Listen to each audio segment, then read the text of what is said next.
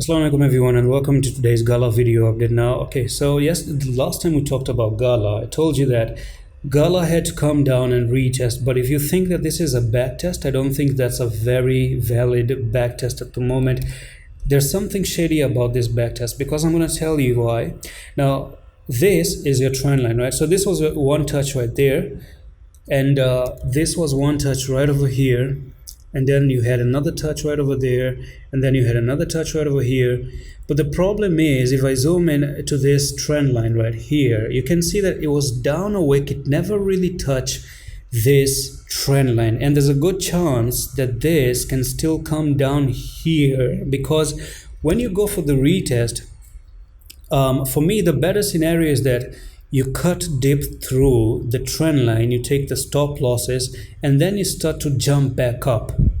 That's the best scenario. That's the best case scenario for Gala. Now, I do think if you come down a little bit, that's not going to be bad. If you actually do something like this and come down near 6400 and backtest successfully to move higher, then that's not going to be bad at all. Then you might be even putting in a bull flag right there. If you actually just come down a little bit here, touch this line and a bull flag, break it out, and then boom, you're actually good to go and push to the upside once again. So this is my take, is that this retest isn't yet done, and my take is still that you have to touch the line at least to go high. Can you go high? You can go high, because we've seen Matic doing the same thing. It never really touched the trend line. Matic didn't do that, and it actually went up.